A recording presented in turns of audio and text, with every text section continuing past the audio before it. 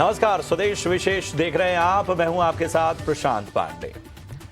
एक तरफ मौके बेशुमार तो दूसरी तरफ चुनौतियों की भरमार। 2030 तक भारत के शहरों में 70% जॉब के नए मौके बनेंगे, लेकिन आखिर किस कीमत पर? क्लाइमेट चेंज की मार से 2030 तक सालाना 43,000 करोड़ का नुकसान हो सकता है।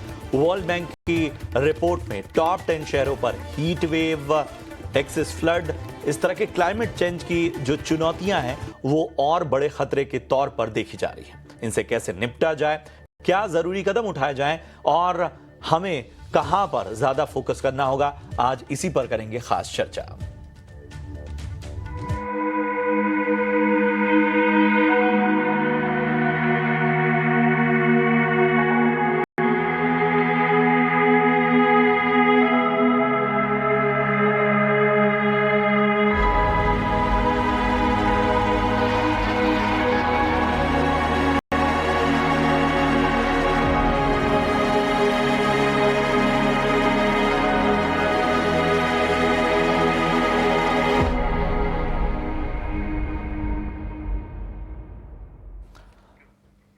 जी हां, भारत के शहरों पर एक बड़ा खतरा मंडरा रहा है। जलवायु परिवर्तन की आंच जो है वो अब पूरी तरह से कई और क्षेत्रों में बढ़ रही है।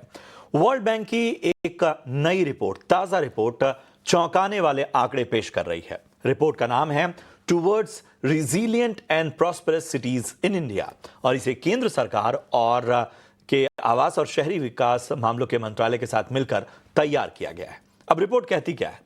रिपोर्ट कहती है कि भारत के शहरों में बाढ़, हीट वेव और दूसरी जलवायु आपदाओं का खतरा बढ़ रहा है और ये हर गुजरते वक्त के साथ और ज्यादा गंभीर हो चला है।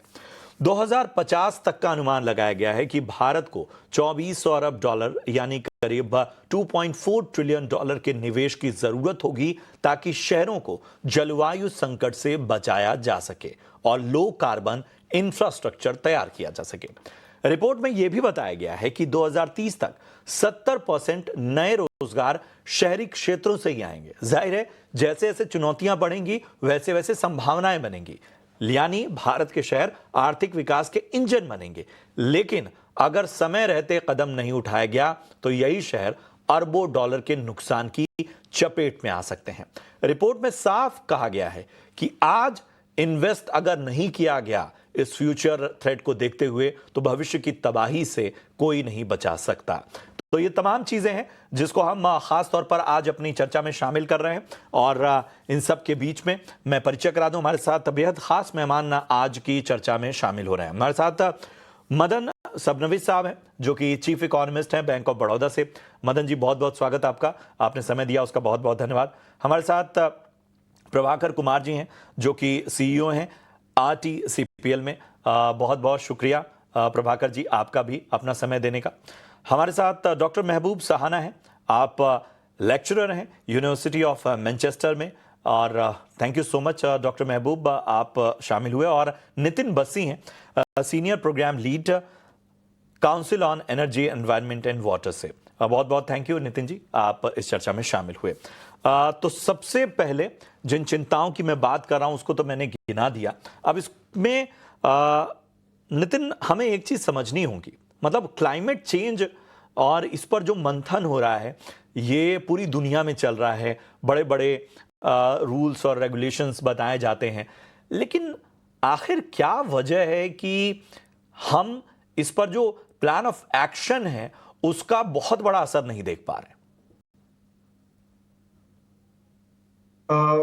आपने बहुत ही अच्छा एक ये प्रश्न सामने किया है कि क्यों हम लोकल लेवल पर जब हम बात करते हैं अपने शहरों की, छोटे कस्बों की, क्यों हम वहां पर प्लानिंग नहीं देख पा रहे हैं।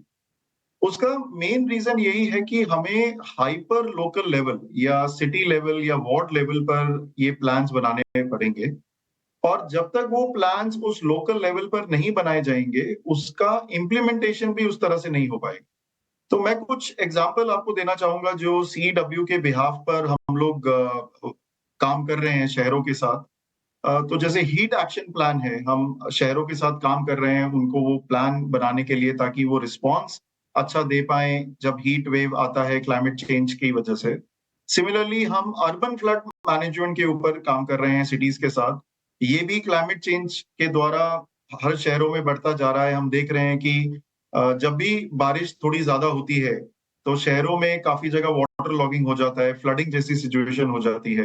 तो मेन रीज़न यही है कि ये हाइपर लोकल लेवल पर जब तक हम इन चीज़ों को लेकर नहीं आएँगे, इस चीज़ का जो सॉल्यूशन है, वो निकल नहीं पाएगा। है कि शायद जिस तरह की चुनौती है उस हिसाब से हमें हर एक क्षेत्र पर बहुत ही स्पेसिफिकली प्लान बनाना होगा और उसको कहीं ना कहीं एग्जीक्यूट करना होगा। हम देखते हैं कागजों पर तो बहुत सी चीजें हो जाती हैं, एग्जीक्यूशन की जब बात आती है तो इसे भविष्य की बात समझकर बहुत ज्यादा गंभीरता से लिया नहीं जाता। रिसर्च हो रही है, तमाम रिकमेंडेशन सामने आ रही हैं, बहुत से मंथन होते हैं, लेकिन उन मंथन का जो निचोड़ होता है, जो सुझाव है, वो कितना अप्लाई किया जा रहा है, ये बहुत बड़ा सवाल है। इन सब के बीच में जाहिर सी बात है मदन जी, मैं आपके पास आना चाहूंगा और जिस तरह से ये रिपोर्ट कहती है कि ठीक है, ये जो चुनौतियां हैं ये 70% नई जॉब्स तो क्रिएट करेंगी, लेकिन इन जॉब्स को करने वाले अगर अक्षम हो जाएं, अगर क्लाइमेट चेंज की वजह से उनकी प्रोडक्टिविटी पर असर पड़ेगा, तो फिर आप इन जॉब्स में किस तरह की क्षमता देखेंगे? किसी भी देश की इकोनॉमी के लिए जो उनका मैन पावर है, जो उनका इंफ्रा है, अगर वो इन चीजों से मात खा जाएगा तो फिर तो बड़ी चिंता की बात है। तो ये तो जरूर प्रॉब्लम है कि एक बात तो है कि जब भी कोई देश में प्रोग्रेस होता है, जीडीपी ग्रोथ होता है, it is always associated with urbanization. तो जो रूरल अर्बन माइग्रेशन हम देखते हैं, ये तो सच्ची बात है, and that is one of the factors which has contributed to growth in India. लेकिन दूसरी ये बात है कि without cities growing is our infrastructure actually keeping pace.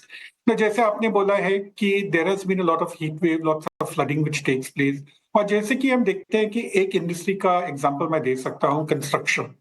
यहाँ पे जब हम देखते हैं कि जब भी एक्सेस हीट कंडीशंस होता है, it becomes difficult for workers to come and work, productivity जो है वो नीचे हो जाता है, and that actually affects the overall growth prospects of the city.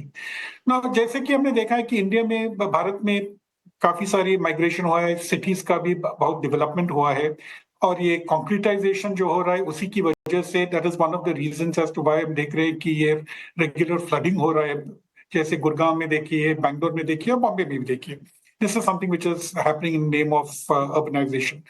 तो जो भी हम फाइन ट्यून करते हैं इंफ्रास्ट्रक्चर, ये जो रिक्वायरमेंट जो आ रहा है, that is actually very much required. नहीं तो अगर ये रिवर्स माइग्रेशन होता है या ये प्रोग्रेस नहीं होता है, जो भी जॉब क्रिएशन जो अभी हो रहा है हमारे अर्बन सेंटर्स में, that is something which will be pushed back substantially. शायद हमें उस संतुलन और उस एग्रेशन को दोनों में एक तरह का तालमेल बिठाना होगा और इस हिसाब से हम देखिए विकास और डेवलपमेंट, बाकी चीज़ों, इसकी दौड़ में पीछे भी नहीं हो सकते, लेकिन हमें ये भी सच्चाई समझनी होगी कि क्लाइमेट चेंज अब हर आम आदमी महसूस कर रहा है। मैं इस सवाल के साथ भी आऊँगा तमाम पैनलिस्ट के पास कि क्या वो अवेयरनेस है क्या हमारे बीच। इन सब के बीच में माफ कीजिएगा डॉक्टर महबूब, जरा हमें ये बताइए कि हमारे पास उदाहरण क्या है, मतलब दुनिया में आखिर कोई ऐसे एग्जाम्पल्स हैं जो ये विकास और क्लाइमेट चेंज इन दोनों को साथ लेते हुए बेहतर कर रहा है। दूसरा ये है कि क्या हम इसको अभी भी भविष्य की चीज मान रहे हैं, फ्यूचर की चीज मान के कहीं ना कहीं हम इसे नजरअंदाज कर रहे हैं। नमस्कार। देखिए, एक क्लाइमेट चेंज का जो प्रॉब्लम है, ये एक कोई कोई नेशन के लिए पार्टिकुलर नहीं है, ये ग्लोबल प्रॉब्लम है।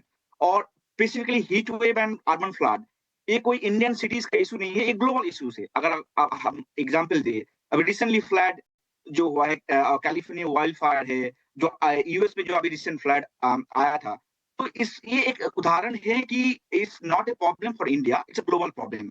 अभी चाइना की रिसेंटली जो फ्लड चल रहा है, तो अब एग्जांपल तो बहुत सारे हैं। पूरी दुनिया इस अर्बन फ्लड और हीट वेव की, दुनिया की सिटीज इससे झुंझुन रहा है। तो मेरे ख्याल से ये कोलैबोरेटिव अप्रोच लेना पड़ेगा। ऐसा कोई एग्जांपल नहीं है कि कोई एक कंट्री बहुत अच्छा कर रहा है। और हाँ, ये तो है, कंपैरेटिव स्टडी में देखा जाता है कि हाँ, अलग अलग सिटीज के अलग अलग इंफ्रास्ट्रक्चर लेवल के हिसाब से ये चीज इम्पैक्ट होता है। तो अगर मैं स्पेसिफिकली इंडियन सिटीज की बात करें, तो अगर इवन हैबिटेट रिपोर्ट अगर देखा जाए कि जो आने वाले 30 साल है उसमें इंडियन सिटीज का ग्रोथ सबसे ज्यादा है वर्ल्ड की कंपैरेटिव जो एनालिसिस है अदर्स कंट्री के साथ। तो उस हिसाब से इंडिया में जो अर्बन रेजिलियंस इंफ्रास्ट्रक्चर ग्रोथ है वो कम है। और अगर देखा जाए तो जो अलग यूरोपियन सिटीज और अमेरिकन सिटीज में जो नया इंफ्रास्ट्रक्चर लेवल डेवलपमेंट हो रहा है वो ग्रीन इंफ्रास्ट्रक्चर, जो मतलब कार्बन और क्लाइमेट चेंज के साथ किस तरह से हम एडेप्टेशन के हिसाब से सिटी को ग्रोथ कर सकते हैं। तो ये मेरे हिसाब से इंडियन सिटीज को और इंडियन प्लानिंग के हिसाब से इस सिटीज को उस तरह से उस लेवल में ग्रोथ करने की जरूरत है। तो अगर अर्बन फ्लैट की बात करें तो सिर्फ सिटीज के अंदर जो फ्लैट हो रहा है उसके बजाय सिटीज के बाहर जो बेसिन से, जिस रिवर बेसिन से उस कनेक्टेड है उसको देखना पड़ेगा कि जो सिटीज के अंदर अचानक जब मॉनसून आते हैं, जब वाटर आ जाते हैं सिटीज में, तो उसका सोर्स क्या है। तो उस हिसाब से सिटीज, हर एक सिटीज का जो peri urban peri rural area है उसके हिसाब से अगर प्लानिंग किया जाए तो आई थिंक इन फ्यूचर जो सिटीज के अर्बन फ्लैट का क्राइसिस है उसको मिटिगेट कर सकते हैं। उस हिसाब से अगर हम हीट वेव की बात करें, यस, ये एक heat wave is not a issues for Indian cities but heat wave European cities के लिए ये ग्लोबल चिंता है, लेकिन शायद है। जो तुलनात्मक रूप से देखा जाए, क्योंकि किसी भी डेवलपिंग इकोनॉमी के लिए जरूरी है कि वो शायद भविष्य की चीज को भी आज ही टैकल करे। दुनिया जिस तरह से तेजी से बदल रही है, तो शायद हमें थोड़ी अपनी रफ्तार और ज्यादा बढ़ानी होगी बाकी चीजों को और बेहतर बनाने में।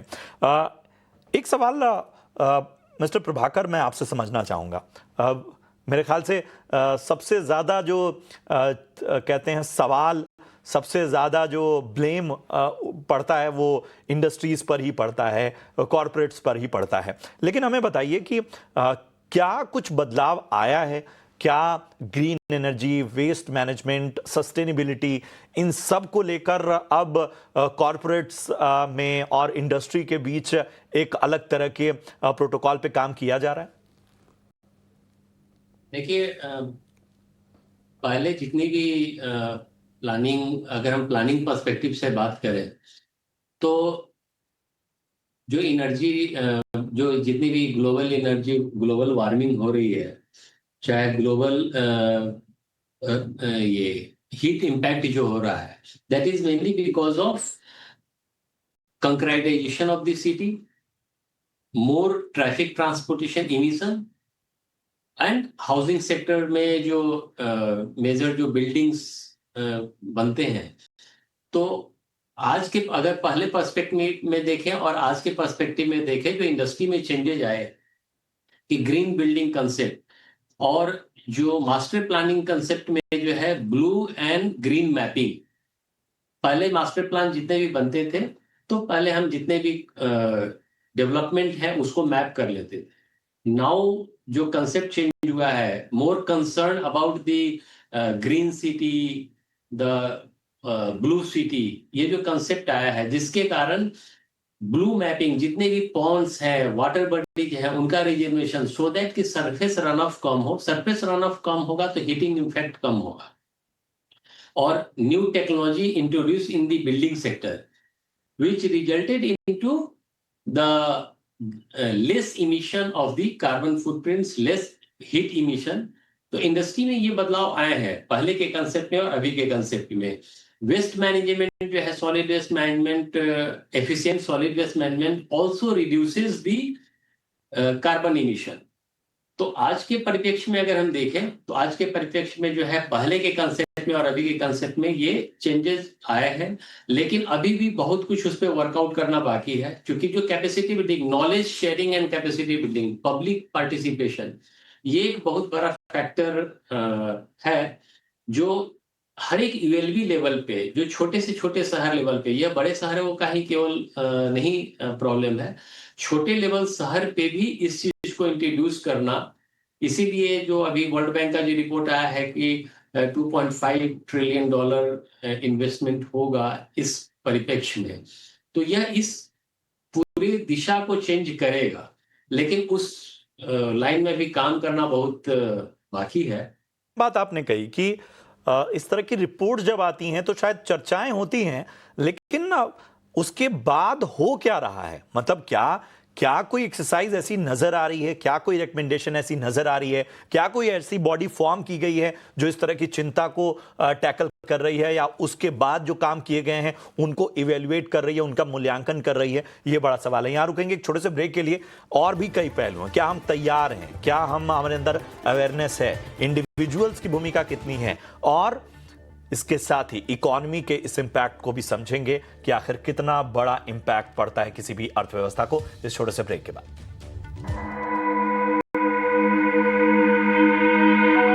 इसकी बात कर रहे हैं। सबसे पहले हमें इंश्योर ये करना है कि सिर्फ हम उन्हें तैयार ना करें, हम उन्हें क्लाइमेट रिजिलिएंट भी बनाएं। तो उसका क्या मतलब है कि अगर कहीं ड्राउट हो रहा है, हीट वेव आ रही है, तो हमारे सिस्टम्स जो हैं हमें पानी सप्लाई कर पा रहे हैं, हमें उस हीट वेव से बचा रहे हैं। सिमिलरली अगर कहीं फ्लड आ रहा है, किसी सिटी में फ्लड आ रहा है, क्या हमारे इंफ्रास्ट्रक्चर तैयार है उसको झेलने के लिए? क्या हमारे सिस्टम्स तैयार हैं हमें अर्बन फ्लड से बचाने के लिए? अगर मैं वर्ल्ड ओवर की बात करूं और पानी और सैनिटेशन का एग्जांपल लूं, तो वाटर एंड सैनिटेशन सेक्टर की जो रिक्वायरमेंट है वर्ल्ड लेवल पर, वो about 1.1 trillion US dollar per year की है। और जो हम इन्वेस्ट कर रहे हैं इस वक्त वर्ल्ड लेवल पर, वो कुछ 400 से 500 बिलियन यूएस डॉलर हम इन्वेस्ट कर रहे हैं। तो इंफ्रास्ट्रक्चर में of course there is a big gap जो कि हमें पूरा करना है, और सिर्फ इंफ्रास्ट्रक्चर क्रिएट नहीं करना है, उसको क्लाइमेट रिजिलिएंट भी बनना। जो दूसरा पहलू इससे जुड़ा है वो ये है कि एक बार अगर इंफ्रास्ट्रक्चर क्रिएट हो गया, तो उसकी ऑपरेशन और मेंटेनेंस पे हम क्या कर रहे हैं।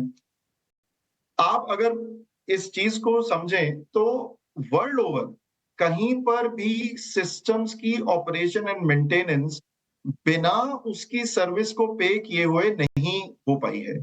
उसका मतलब ये है कि as a citizen we also need to be responsible, और हमें जो मेंटेनेंस का अमाउंट है, जो सर्विस म्यूनिसिपैलिटी हमें ऑफर करती है, उनके लिए हमें पे करना पड़ेगा। चाहे वो पार्क की मेंटेनेंस हो, चाहे वो अर्बन फ्लड का इंफ्रास्ट्रक्चर हो, चाहे वो वाटर सप्लाई के लिए हो, चाहे वो हमें वाटर कंजर्वेशन और वाटर रिजुवेनेशन की बात हो। जब तक as a citizen we don't pay बिल्कुल। फॉर द और ये सर्विसेज। ये माइंडसेट की भी बात है। मतलब ये शायद हमें अगर कुछ ऐसी सर्विसेज चाहिए जो कहीं ना कहीं हमारे इस पूरे इकोसिस्टम को बेहतर बना रही हैं, या हमारे उस लॉन्ग टर्म सॉल्यूशन में एक बहुत बड़ा कंट्रीब्यूशन दे रही हैं, तो शायद उस सर्विस के लिए पे करने के लिए या एक्स्ट्रा एफर्ट के लिए भी तैयार होना होगा। एक चीज जो है इस पूरी रिपोर्ट में जो सबसे अहम बात कही कि जो क्लाइमेट चेंज, जिसके बारे में बस्सी भी कह रहे थे, क्लाइमेट चेंज रिस्क से निपटने के लिए मौजूदा खर्च पर्याप्त नहीं है। मतलब उन्होंने बाकायदा डेटा भी दिया कि भाई 2050 तक 2.4 ट्रिलियन डॉलर खर्च करने की जरूरत है, तब जाकर हम इससे कहीं ना कहीं जो मौके खासतौर पे नजर आ रहे हैं उनको कैश कर पाएंगे। एक चीज मैं समझना चाहूंगा मदन सर कि हम जानते हैं कि मॉनसून का इंतजार होता है, मॉनसून अच्छा होता है तो हमारी इकोनॉमी बेहतर होती है। हमारे पास कोरोना से बड़ा उदाहरण कुछ नहीं है कि जब चीजें ठप हो गई, मैन्युफैक्चरिंग नेगेटिव गया, मैन्युफैक्चरिंग नेगेटिव जाने का मतलब नौकरियों पर आंच आई। इन सारे फैक्टर्स के बावजूद हम इस ग्लोबल वार्मिंग को लेकर बहुत ज्यादा एग्रेसिव नजर नहीं आते। मतलब हमारा इन्वेस्टमेंट, चाहे वो सरकारी फंडिंग्स हो चाहे प्राइवेट पार्टनरशिप हो, वो दोनों नाकाफी है। See, what is important is it is required to have a public-private partnership. तो ये खाली ये नहीं है कि the government has to do everything, क्योंकि अगर हमारा गवर्नमेंट स्ट्रक्चर देखेंगे, हमारा फेडरल स्ट्रक्चर है, सेंटर है, स्टेट्स है और यूएलबीज है, वो म्यूनिसिपल्स। So it has to be a joint effort of all the levels of the government along with the private sector. अगर हम ये चाहते हैं कि जो भी expansion हो रहा है हमारी urban cities में, it is done in a more planned manner such that we are more resilient to things like floods. जो हीट की बात है, I think that is more a case of how individuals, how companies are able to behave, how exactly we are able to move over from conventional energy to renewables. जैसे हमारा EVs है, how many of these EVs come in. ये तो long long term, ये long term में हो सकता है, can not happen immediately. But I think the immediate thing is जो भी हमारा प्लानिंग होना चाहिए, जो सिटीज के जब हम इम्प्रूव करते हैं, जब हम बिल्ड करते हैं, एक्सपैंड करते हैं, I think that is something which requires more investment. क्योंकि अगर आज देखेंगे, everybody has a resource crunch, centre का रिस्पांसिबिलिटीज कम है. अगर आप कॉन्स्टिट्यूशन में देखेंगे, this is the responsibility of the municipal corporations. Municipal corporations also strapped for funds, तो they are also looking for ways. तो जैसे एक पैनलिस्ट ने बोला है कि we need to charge the consumers for all these facilities. I think we have to go to this pay for system to make sure that the funds are available. ये recommendation मेरे ख्याल से हर मंथन में आ रही हैं, लेकिन वही है कि इनकी फिजिबिलिटी और इनको कहीं ना कहीं पास ऑन करने के लिए भी बहुत सारे चीज़ें ऐसी होती हैं जिनको बहुत ज़्यादा कैलकुलेट किया जाता है, लेकिन शायद अब कैलकुलेशन से ज़्यादा प्रैक्टिकल होना पड़ेगा. एक मेरे पास 1 मिनट का समय है और मैं डॉक्टर महबूब आपके पास आना चाहूँगा. क्या हम जो एक तरह के R&D है उससे कतरा रहे हैं? हम उस रिसर्च और बाकी चीज़ों को लेकर कहीं ना कहीं इस तरह की रिपोर्ट्स का इंतजार तो कर रहे हैं, लेकिन वो उसकी तैयारी में पीछे हट जा रहे हैं? नहीं, मेरे ख्याल से जो प्रॉब्लम ये है कि रिसर्च और इम्प्लीमेंटेशन में गैप है, और ये गैप को जितने जल्दी हम पूरी कर सकते हैं उतनी अच्छा है.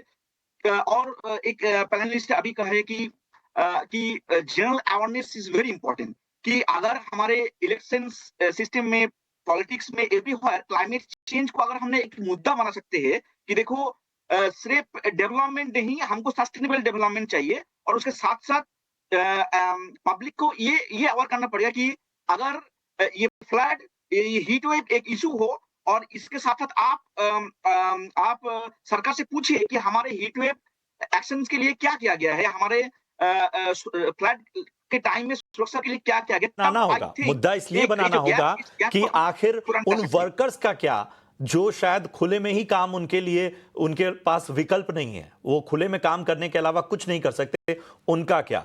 जिनके पास शेल्टर्स है, जिनके पास एसी ऑफिसेज हैं, उनके पास तो चलो विकल्प है, लेकिन जिनके पास विकल्प ही नहीं है, उनके लिए शायद इसे मुद्दा बनाना होगा. उनके लिए शायद इन सारी चीजों को बहुत अलग स्तर पर ले जाना होगा, और शायद जनता की भागीदारी बहुत आवश्यक है. बाकी इंस्टीट्यूशंस को अब और ज्यादा एग्रेशन लाना पड़ा. ये रिपोर्ट्स केवल एक तरह की इनसाइट्स न बन के रह जाएं, इनको एग्जीक्यूशन स्तर पर भी लाया जाए, इन पे थोड़ी सी चिंता जताई जाए, बात हो तब बात बनेगी. शुक्रिया करेंगे तमाम पैनलिस्ट का. अच्छी चर्चा रही. मेरे पास समय कम है, इसलिए मैं मिस्टर प्रभाकर आपके पास आखिरी जवाब के साथ नहीं आ पाया, लेकिन अमेजिंग इनसाइट्स आप सभी के, और इस तरह की चर्चाओं में आगे भी हम आपका समय लेते रहेंगे. बहुत बहुत धन्यवाद.